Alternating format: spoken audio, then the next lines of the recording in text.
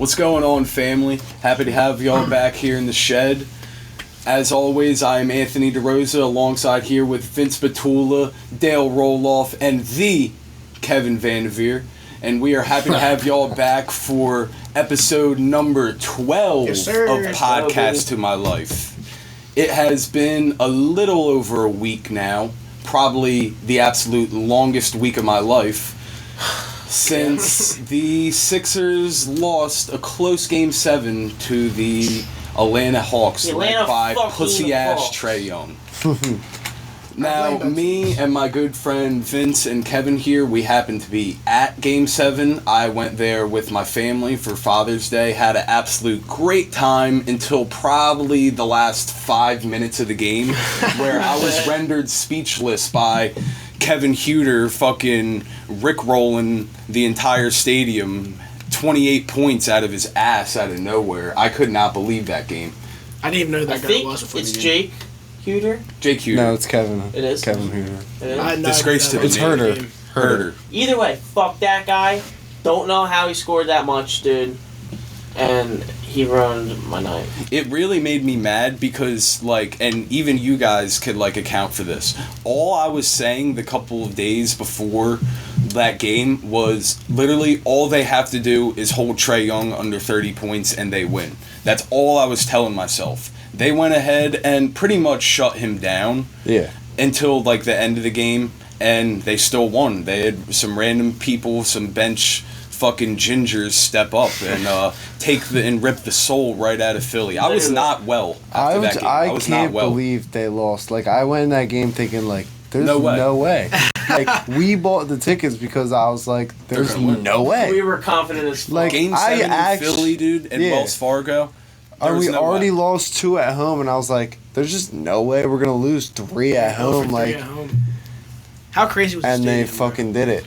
The stadium was pretty fun, honestly. That shit was wild. I thought it was pretty wild, and I thought it was cool, especially the seats we had.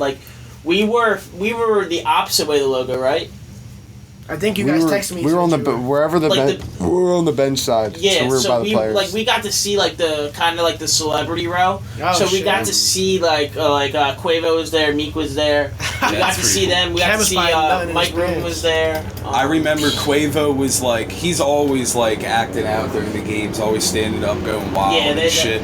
My dad asked me, he was like, who the hell is that guy? I was like, that's the boy Quavo, fresh off the album release, dude. And then he was like, is he a Sixers fan? I was like, fuck no, dude. He's straight out of Atlanta, dude.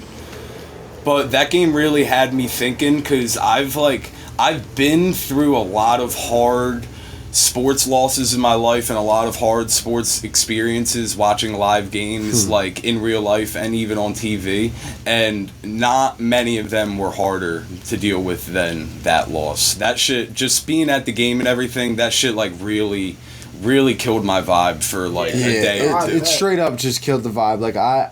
I was in utter shock when there was when Gallinari got that steal from Embiid, and they went up I think it was 6. Dude, he had 8 turnovers. It was at that point we everyone knew it was over. You saw fans start leaving. Nah, and everybody in that stadium collectively knew the game was over when Ben did not go up for that layup. Or dunk. But that was there was 3 left. Yeah, because I think what happened was, if I remember correctly, he didn't go for the layup. Matisse goes to the line. He only hits 1, and then Trae comes down, literally hits a fucking 3 to go up 4. Exactly. And then that was game. I remember there's a lot of funny stories from that game on my part.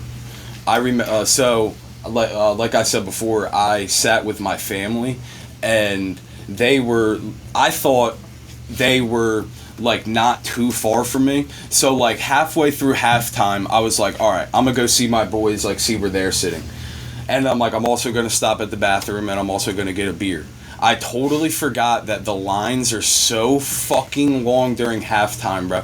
It took me 15 minutes to go to the bathroom. I said, fuck the beer. Ran to your guys' section, that was literally the exact opposite half of the stadium. It was so ass, dude. And by the time I got to your guys' seat, you weren't even there. I don't even think you were there. No, we saw you on the way out. Yeah. Remember you were coming because I was stuck at the fucking bathroom. It was just Darwin and Littler. I literally sat down. They were getting ready to start, like, the second half. And then my mom texted me, like, oh, get back to the seats for the second half. We miss you. And I was like, oh, my God, I got to go all the way back now. I literally just got up and dipped. I get back to my seat. My family's like, dummy, where's your hat at? I'm like, oh, my God. I thought just, like, running through the stadium, I probably lost the hat that I got that day at a Lids. And, like, I spent, like, $40 on it. It was a nice Mitchell & Ness hat. I was really upset. Turns out the boy Liddy had it. I was very happy. Shout out Linder. Did I tell you? Remember when me and you were buying those hats at Lids and then you got that Allen Iverson jersey? Remember we were talking to the Lids worker? Yeah, you saw him. Yeah, dude, I saw him at the fucking game. Yeah. It was so funny because he was like, oh, yeah, like, I'll see you guys there. And then I was like, there's no way we're actually going to see this guy. And yeah, you saw him because we were in line when we were trying to get in. Yeah, right? I was in line and you guys were a little bit ahead of me. And then I saw the guy. I literally got out of line. I was like, yo, bro, you remember me? And then he was like, hell yeah, you bought that hat earlier. I was like, fuck yeah, dude. I was like, go Sixers. He's an asshole. He left the security tag on my jersey and had to get back to the mall. Nah. Yeah, dude, I got home. I'm like, oh, let me try my outfit. Fucking, I'm like, dude, there's a security tag. So I was like, I'm going to rip it off. I'm not coming back. And then I was like, whatever. So I drove 40 minutes there, or 30 minutes there, 30 minutes back. I was sweating my balls off. I was stressed out about the fucking Sixers. It was a bad day. That game brought about a bunch of questions, dude. I'm thinking, to me, in my opinion, I think the process is over, dude. I think Simmons, he's going. Ship him out, dude. I think it's Dame time in Philadelphia, bitch. I think that bring me Dame Lillard. Legit. This process will never be over because Embiid is the process. So as long as Embiid's here, the process. Is technically the process. But yeah, I think you can't trade Ben Simmons, really. They're not. I think if you want get Dame Lillard, you trade him. You will never get Dame Lillard. No, bro, he wants out of Portland, apparently. Yeah, but he's going to Boston. No, he's not going to Boston. Yo, word on the street, Bradley Beal to Boston. Nah, dude. Word on the street is, what's it called? Lillard to the Heat. No, Kawhi to the Heat. I've also heard that. Kawhi to the Heat. You know who I heard that from? Kevin Vanderveer. Just right told now? me that earlier. Inside source. Dude, I'm telling you. That would be... Ben Simmons needs to stay. He does need to stay and become a power forward. No, dude, that you can't... You can't trade him and get something back that's good. That's just as good as that in return. You will never get Dame Lillard for Ben Simmons. No, you I'm not saying straight up, but you got to give Simmons, Thibault, and a few picks. We would have to give up our entire core and our future. The only person that we could trade for on the Trailblazers would be McCollum. And who wants that? I mean, McCollum's good, but it's not even worth it. His contract's just as shitty as Ben's. Ben Simmons might as well just stay because, one, great defensive player.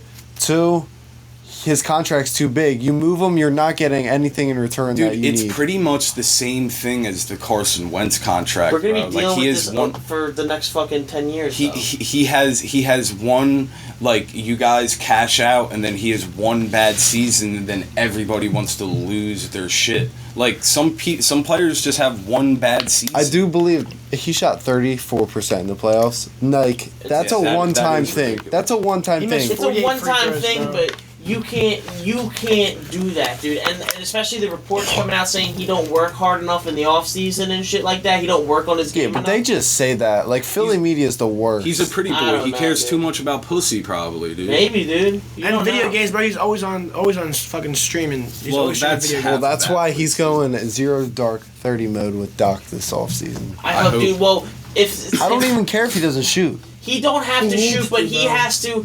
No, he has to shoot, he doesn't have to make it. But he has to at least pose the threat that he might hit a jumper, so it spreads the defense just a little bit. I don't care how he scores. as long as he fucking does that score. Too. It's insane, He bro. wasn't even shooting at the end of the season. 4 points the whole game, points bro. the entire fucking game 7, dude. Game 7. I think it was the last 4 games or 3 games he combined for 19 points That's total. ridiculous. He missed 48 free throws. That in the can't playoffs. happen. That is unacceptable, and that's why I'm so fucking okay with trading him Anti-Ben. now. Yeah. Because I was a big Ben Simmons guy, but dude, it's just at this point, it's like I can't defend him. I don't know what to do anymore. I'm okay with trading him if we get a star in return and we don't get rid of both Maxey and Matthias, dude. I don't know, like Because for Matthias, like Matisse is probably gone if we trade Ben. dude, for him to be a bench player, averaging 20 minutes a game, and to get second team all defensive team, dude, is ridiculous. It's absolutely ridiculous. He averages the most deflections per minute. It's even more ridiculous when you look at his stats and he's only averaging like 3 points and like 2 rebounds and 1 assist a game. But yeah, he's still, he's a bench player. He just plays his role. He plays his role. He plays his role, but like I don't know, man. If our point guard and our shooting guard both can't make a fucking shot, then what are you gonna do? You can't have them both on the floor at the same time, dude. It's playing with 4 people at the end of the game in the playoffs. Yeah, no, that's the only thing at the end of the game. It's like, all right, you're in. Because the thing is, he's a regular season player because you can play full court for a lot of transition, defense or offense, but like, it's a half-court basketball game when you're in the playoffs, and Ben Simmons isn't made for that. They might as well just have Ben Simmons and Matthias fucking cherry pick on the other side of the court if they're just not gonna shoot at all. I mean, Matthias shoots sometimes. Yeah, but their whole thing is defense. Yeah. So if you take them out on defense. It's fucking hard. No, but when they're on offense. Dude, but that brings up a good question. What is the worst heartbreak you've ever got from a sporting event in your lifetime? The Euros, I think you got the Yeah, best you one. definitely had the worst, bro. Well, it started off. Do you think he has the worst Yeah. one? It was. Well, because he was there. He was there live. That is true. It was a nice December day at MetLife Stadium in beautiful East Rutherford, New Jersey. And me and my dad, we always catch a Giant game. Like during Christmas break, it's usually the last game of the season. Sometimes it's an awesome game. Sometimes you're going to a game and it's a 5-11 team playing a 7-9 team, and there's nothing to it at all. This game happened to be the Giants versus the Eagles during the Mike Vick era of Philadelphia Eagles football. And the game started out awesome. The Giants were kicking fucking ass. I'll never forget being a little ass kid at halftime, being in the bathroom, people going crazy. We're beating that dog killer's fucking ass. Fuck Mike Vick, go Giants, fuck the Eagles. And like it was literally halftime, and my dad was like, "This game is over. Do you want to go to Red's, which is the bar that has awesome wings right next to the stadium?" And I was like, "Nah, like I love the Giants. Like let's stay and watch the game." It was 31-3 at that point. I forget. I'm pretty sure Brent Selleck scored a touchdown, and then a little bit later, Hakeem Nicks on the Giants caught like a 30-yard pass and was running, had a hella yards after catch, but he was literally carrying it in his hand like this, like didn't have it tucked away. Somebody just goes and fucking strips it right away from him, and then the Eagles get the ball back, and then they score again. I remember one of the 2 touchdowns that they scored after that, Jeremy Maclin scored. Yeah, Jeremy Maclin scored. Jeremy Maclin scored on the screen. And it wasn't... Spin move, boom, touchdown. Anyway, so then it's fucking crazy because so many people left because the game was over and it didn't mean anything. So it was like a half-packed stadium already, and then it was even like, it was probably like 35% full. And like when the stadium is like that, you could really hear people yelling and everything. Like you could, it doesn't just sound like, it sounds like you could hear words and everything. So then there's 12 seconds left in the game, tied 31-31. Eagles came back, Giants are punting. I'm like, all right, this game's going into overtime. Matt Dodge punts it right down the middle of the fucking field to Deshaun Jackson. DJ. And then I watch him run 5 yards, pass a person, then pass 2 more people, then pass 5 more people, And then he's literally at the goal line, and I was on the side of the field where they scored. He was literally at the goal line and just ran the entire length of it before going in. He's always just and then threw the fucking ball up right to, like, not the section where I was at, but, like, the general area where I was at. I cried like a fucking bitch, bro. I was like 9, 10 years old, dude. But I will never forget that for the rest of my life, just because of the sheer shock. It was the most insane ending I've ever seen to a football game, any sporting event. Well, wasn't the comeback all in the fourth quarter? Yeah, it was all in like... There was like incredible. 12 minutes left, I think. Yeah. Like, dude, this fucking great time. But then best Eagles game besides the Super Bowl I ever watched. But then I remember the Eagles went to the playoffs and didn't do anything in the playoffs, and then the Giants won the Super Bowl next year. Oh, well, that was stupid ending to a story. So, prom weekend 2018. I have 2 stories. It's honestly could go either way. Prom weekend. It's true. I forgot. Prom weekend is where the Sixers lose basically in the playoffs. It is. So, junior year, they're playing the Celtics. Basically, Marco Bellinelli's got his foot on the 3-point line, right? But they count it as a 3. So the Sixers win, buzzer beater, boom. They drop the confetti at the stadium. We're all like, yeah, let's fucking go. Well, then they're reviewing it, and his toe was clearly over the line. So then they go to overtime, and then they lost. So I got up, and I was very upset. House we were renting. And yes. Already fucked up majorly to this point. Yeah. I was walking down the hallway, and, I've made a fist, and I just, side tapped the wall. Didn't punch it. I side tapped it. And, well, it made a huge hole. Huge. No. The wall broke itself over your hand. Yes. Yeah, so it wasn't my fault per se, but hypothetically I got blamed for it.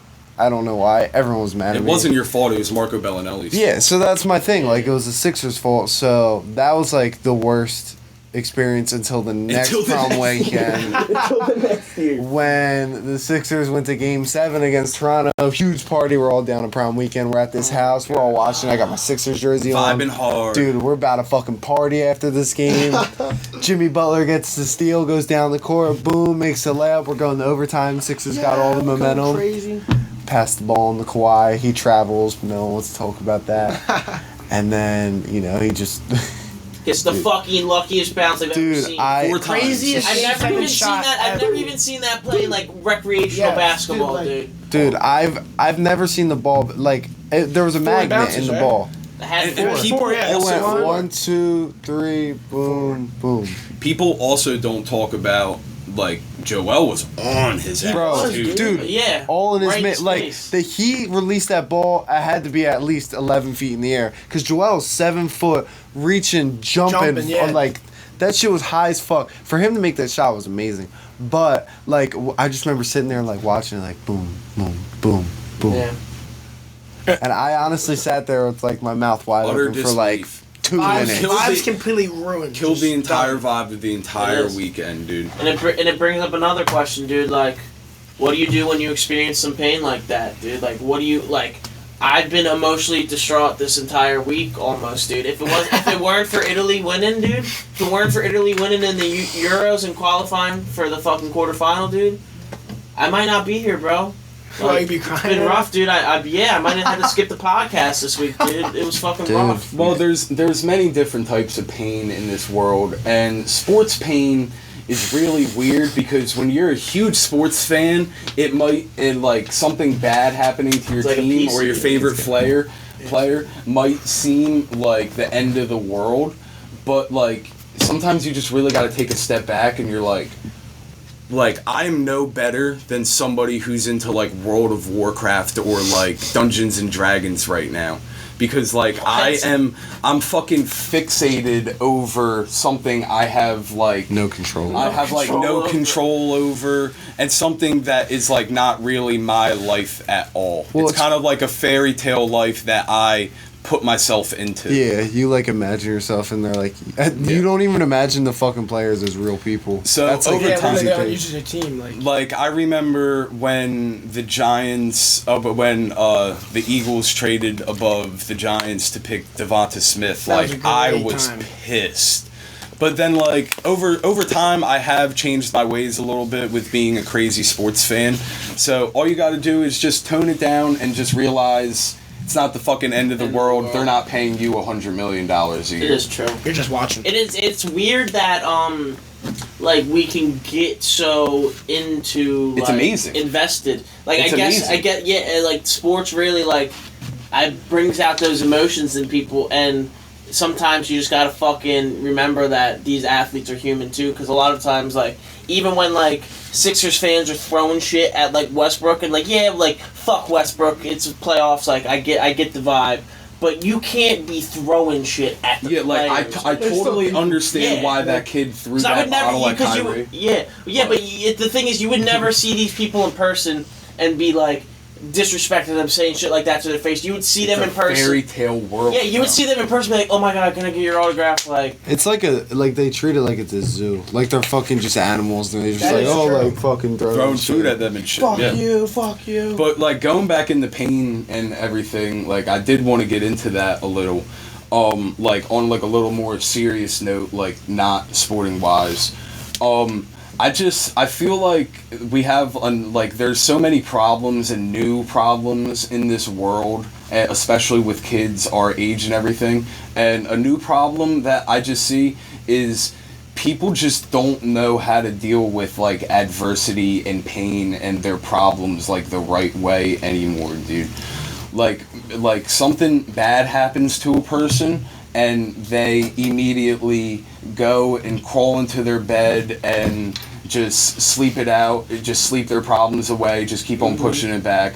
Other people find drugs as their outlet, and when you take drugs to push away your problems, it never makes it worse. It never necessarily makes it worse, but you're just pushing your problems away for another side. To think about you're procrastinating your demons. Literally, I think a lot of times, like, people are stuck all up in, like, the social media and, like, you're just with your phone and, like I don't know, it's kind of like you feel like you're in a video game, so, like, you feel like you can just put off aside, the problems are going to go away, but, like, in life, it's like, I've been noticing, like, that shit, like, any adversity that comes up, that shit's not going to go away until you just take it head on and just fucking there are some get it done and talk about it. I think another thing, like when you said social media, like back in the day, if you went to school and someone made fun of you, you'd go home and you forget about it because you wouldn't see that person until the next day. Exactly. Now it's all online, everything. So you can go home and that person can still be messaging you and telling you all this shit. And you can't escape that because everyone's glued to their phones. And then another thing is I've changed my mindset recently to, like, phones. Maybe we're on them so badly, like so much, and we spend so much of our time on them because it is our new comfort zone. It's literally, think about it. It's our personal phone. It's our life. Everything we see is just us, and everybody has a different one. So, like, it's your own little comfortable hub where everything in your life is in. But this is not a safe escape from your problems, because this right here will cause you more problems than good. Oh, I think that, like, a lot of, like, I don't want to say girls, but girls, like, live vicariously through, like, let's say the Kardashians, right? So, like, they'll follow them all. They'll know everything about their lives, but, like, know their problems, know what they're going through, but don't even fucking, like, focus on themselves. Like, it's like, alright, you're, like, too deep. You're worried too much about their shit, like, getting lost in, like, their lives. Like, worry about yourself. Exactly. And that's my biggest thing with social media that I see a problem with it, is it's not natural human, like, life to be able to see what everybody... The camera just saw Kevin fucking spit, bro. That's so funny. That's so funny. Damn, I thought it was out. It's not natural.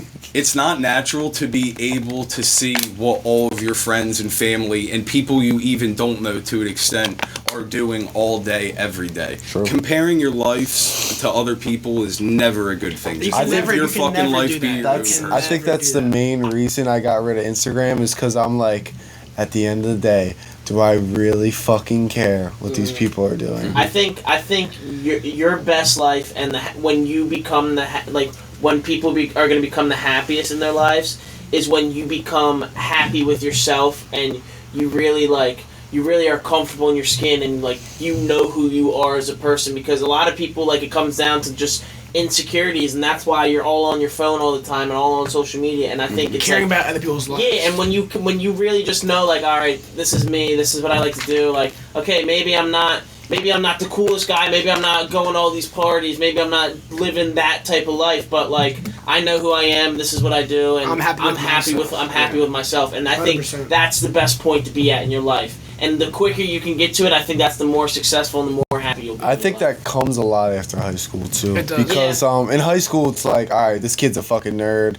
Oh, this kid's cool. But after that it's all right, it's not that you're cool or a nerd, it's that you're different. You have different friend groups and different, so you got these kids who are into the technology and then the sports guys. So party people, you don't have to be cool, you just gotta you find your own group. And I've always because I think personally I think all of us kind of done a good job. In high school I was never I've had my you guys were my main friends, whatever. But I was friendly with all different types of people. I was friends with nerds. I was friends with sports guys. I was friends with the band people. You know what I'm saying? I was friends with everybody. And I think what really to me, I like people who are authentically them. So if you're a nerd, you like all nerdy shit, whatever. Dale, he's a fucking nerd. He likes Star Wars. But I don't care because he literally he accepts himself. He's cool with it. Exactly. He don't mind telling people what he likes. And I appreciate that. Yeah. You gotta be happy with yourself, happy what you like, and not care what people think. I say it all the time. As long as you're happy with yourself. If you're a good person, you're good on my book, dude. Exactly. Yeah. That's all that matters. It depends what you classify as a good person. Obviously, it's just I just want people to be real and just be you. You don't have to keep it 100. You don't have to lie to me. I don't care. You don't have to try to impress me because I'm not gonna be impressed by money or whatever you want to do, flashy shit that. Shit's never gonna impress me. A lot of what I base it off with people I meet nowadays is, would I want to smoke a blunt with this person? No, I'm being dead ass serious. If they don't fit that criteria, I'm so then if they don't smoke, obviously I don't give a fuck. But just that type of mindset, if you're cool enough to do that, then you're good on my book. I think basically what smoking a blunt with someone translates to: would you spend quality time with this person? Yes. And not be annoyed. And not be annoyed with being with them all the time. I would rather someone be real and me just be dude, you're fucking annoying. Yeah. Than them to be all fake and then come to find out that they're a completely different person. Because there's just a whole bunch of fake relationships. I would never want to be friends with someone who's just talking hella shit behind my back that they wouldn't even confront me about or say something to me about. That's most girls, you know who he's dude. talking That's about. why girls are horrible people, yeah, dude. who's talking shit on me? Do I need to? You got me to tell me? You ever heard? You didn't tell him, dude? Yeah. Yo. I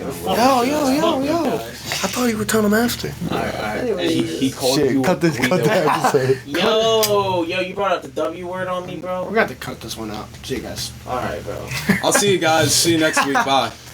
Just kidding. We got a lot more. Yeah, we do have a lot more to talk about, and I wanted to get into you were telling me something about this John McAfee story, or what's his name, McAfee? John McAfee. So I didn't know shit about this guy. I never heard about him ever until he died.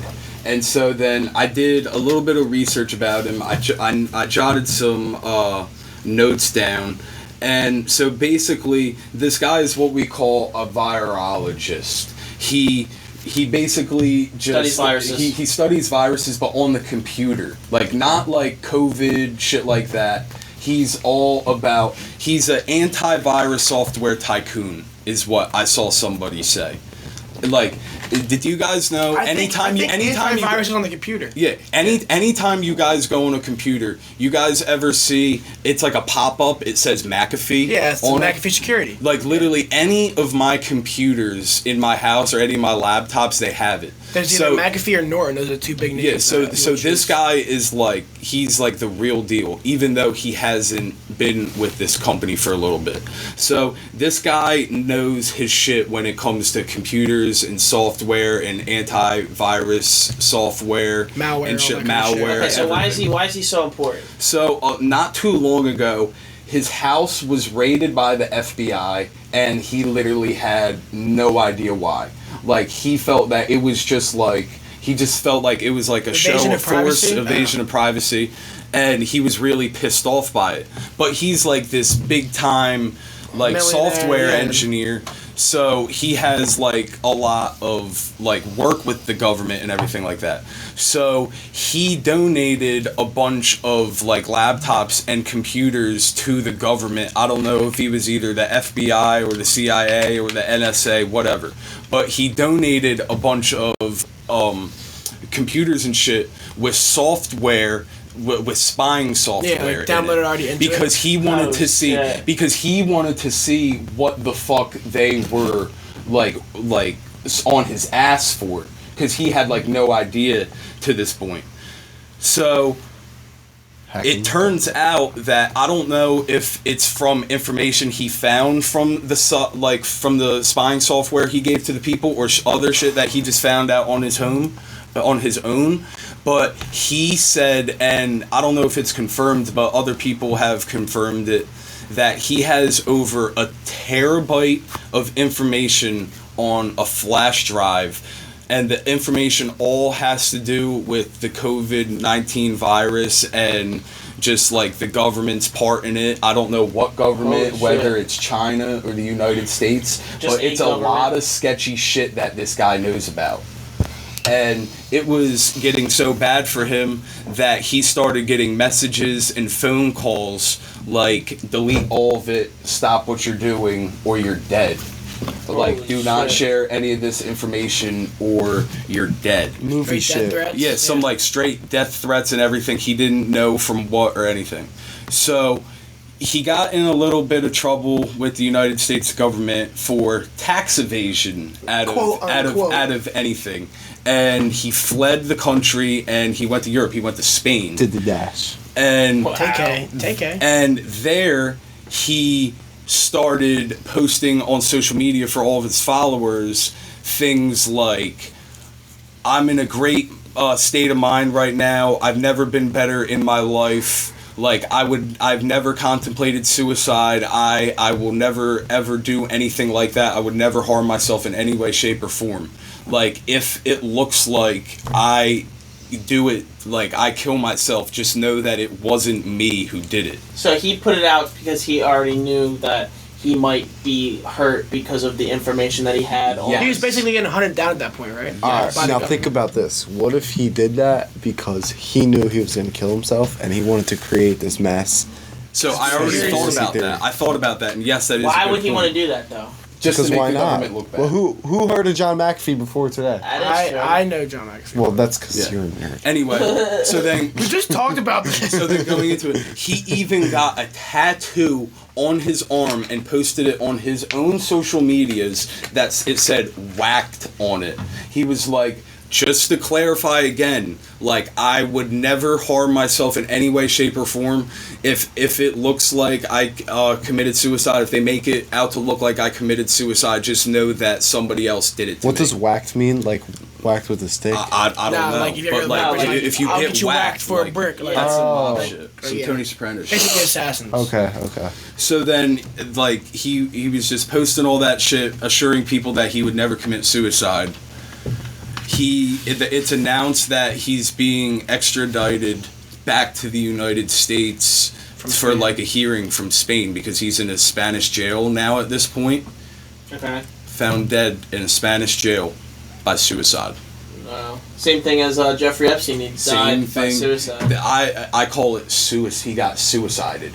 Yeah, He got suicided. Yeah. Well, fucking whack. and what's the? So then there's a fucking another part of it, another big headline story is the condominium in Miami, the big ass building that just collapsed out of fucking nowhere. No explosion, nothing bad. It literally at looked all. like a controlled demolition. It did. It literally just fucking fell. Tens, like 70 people dead. Well, no, they have hundreds of people still missing and accounted for. They found 11 bodies so far, and there's 97 still missing. Oh, so I was way off. They found 2 alive. The boy. But the reason why this ties into the entire John McAfee story is he also posted about how he has a terabyte. The terabyte of information he had was on a flash drive that was in his apartment complex in the condominium. Yeah, that collapsed. Yeah. That collapsed. The building that collapsed, he had a condo. He kills himself. Then the building with all the evidence of all is that the same day or but no? This is. I don't know if it was the same day or I don't know. This is the thing, though. This is the thing where they don't link together, dude. Yes, I know what you're gonna say. That's the only thing I don't get from it either. Why the fuck would you have to collapse the entire building to just walk in? That was not what I was thinking. Oh, but yes. Yeah, like, so we don't think it but it was kind of that. Like, if the government, if people did know where this flash drive was, then the government would have had it like a week or two before. My question is, how would they get in the room? You just fucking open the door, you pick the knock that lock. motherfucker down. They'd rather collapse the whole building. That's what I mean. Why would you rather collapse the whole? That makes no sense. It doesn't make sense. Maybe COVID. Oh, they don't want to get too close to the room. I don't know though, because like the story is pretty fucking crazy, and it also happens to be after like the whole Epstein thing. There's like a lot of similarities to the situation and everything. I even saw one like report, I don't know how true it is, that some guy who was a lawyer for both McAfee and Epstein at one point lived in the condominium and is now missing. But I don't know how true that is. And I don't know how true any of this shit is. I feel It's like just a conspiracy whenever a theory, high-profile person dies, especially in weird circumstances, like conspiracy theories are crazy on this. So it's weird that a lot of these high-profile people do die in these situations. And it's weird situations that like can be prevented. Like with Epstein, and he was on suicide watch 24/7, and he's still. But he wasn't on watch because they came out now and said that the guards. They were on. I saw they arrested him. And the cameras happened to be not working at the time, and he happened to be room with somebody who was fucking 6'2", 275 pounds, jacked muscle. And nah, dude, because it's insane. Because now a lot of information that we have, like that we could have found out, isn't going to come out. Like it's literally so true, and we literally know it happened so badly that there's an entire fucking Netflix documentary about it, bro. Like, it's not even a conspiracy theory at this point. It's real life. And we're never going to hear anything ever about that, bro. And it's like, I heard that Ghislaine Maxwell chick went fucking crazy in jail. Ghislaine. What did I say?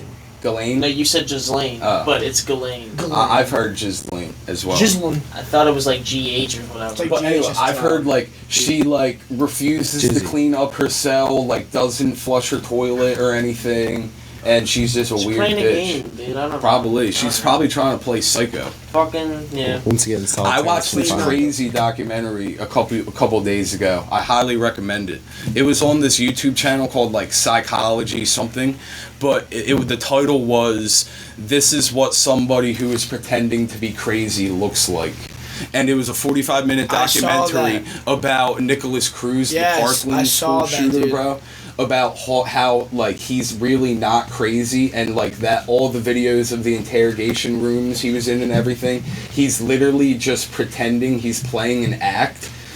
And like you can't really just see it without like a psychologist fucking explaining to you why it's bullshit. Like he'll literally be like, he'll be in the room by himself, and then he'll be like looking around, like looking at cameras, like looking at his surroundings, and then somebody will walk into the room, and then he'll snap back down into like acting like crazy again. Yeah. Some like crazy shit. I really enjoyed it. Dude, but it's fucking crazy how we're like to get. This is not about the topic, but it was just like I was just thinking about it. Like We're on our fucking 12th episode of the podcast to my Cheers. life. 13 weeks, 12 episodes. We've been going fucking hard for like fucking 13 weeks now. I'm happy to see I've- we're at this. Dude, point, I've never thought we'd be this committed to doing some shit like this in our life, and not even that like we love all the support and shit, and like not even that like this shit's huge yet, but like just the fact that like we do have people who listen to us, and like we thank you guys for listening because we love like, you guys so much. This is like. I never thought it would be as successful as this. I thought we'd be getting like 40 views, like maybe like 30 3 views likes. on like you know what I mean. But like we get like few hundred views on our videos sometimes, and like bro, that's pretty like Every view cool. counts. Like it feels so good, like going out somewhere and then just 10 different people, and like they're my friends and everything. But like it's just so good that like so many people come up to us and they're like, "Yo, I love your podcast." Like that shit is just music to my ears. The support's nice. Like that shit feels so good that we're creating something that people that we know and even love, and some people we even really don't even know are really enjoying our work. That we put in a lot of hard work for this, and it's really paying off. I know I'm having a great time. Fucking a quick funny story was I'm not gonna say where we were in like a little bit of the location because I don't want to like blow someone's shit around. But like we were all together and we were at this event, and I just remembered, dude, like there was this person who came up to us and was like said our name, like first it was like Vince, D-Rose, Kevin. And they were like, yo, I love the podcast. Holy shit, it's the podcast to my life, boys. Literally called us the podcast to my life, boys. I was like, bro, I've never met you, seen you in my life. But I love you. But I love you, and I'm shocked you fucking know who I am. That was the best feeling. That's our new name, dude. P2ML crew. It's the P2ML crew. Yeah. Yeah, I'm having a great time doing it. I mean, I know it's the summertime and we can't have our fans on in the shed and it's been hot as shit in here. But we're gonna fucking find a way, Literally. boys and girls. We'll tell you that much. Pool edition coming soon. We hope, dude. We hope. But we could start doing some shit like that because equipment's portable. So, yo, everyone send us some locations you want us to pop up at. We'll do a podcast right in your fucking house, dude. We'll do a podcast in your grandmom's fucking bedroom if you really want. If she makes us dinner. Ooh. I want cornbread on the side. I don't know what it is gonna be, but I want cornbread on the side. Alright, you heard it. D-Rose wants his fucking cornbread on the side. With your grandmom. We thank you fucking Prune people juice. for watching. We love the support. Keep supporting us. Keep liking, comment, subscribe. Follow us on social media at Podcast to My Life on Twitter, Instagram, and as always, donate to the fucking tailgate bus, baby. Please do, Football baby. season's coming up, baby. You don't want to miss it. We're gonna have great content coming out during the football season. We'll have interviews live at tailgates. It's gonna be a good time. And we're broke. Peace out, everybody. Thank Love you, you guys. all. See you boys next week and girls.